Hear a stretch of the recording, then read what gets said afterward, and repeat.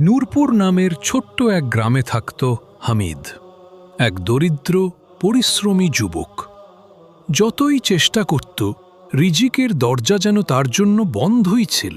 এক রাতে হতাশ হয়ে হামিদ আকাশের দিকে তাকিয়ে বলল, হে আল্লাহ, তুমি ছাড়া আমার আর কেউ নেই। সেই রাতেই স্বপ্নে এসে এক আলেম তাকে বললেন, প্রতিদিন ইয়া রাজ্জাক ৩৩ বার, ইয়া আল্লাহ ৩৩ বার এবং ইয়া জাল জালালি ওয়াল একরাম ৩৩ বার করে পাঠ করো।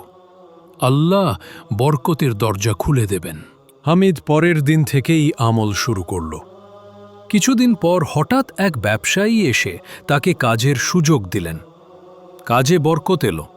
কয়েক মাসেই হামিদ নিজের দোকান খুলে ফেলল।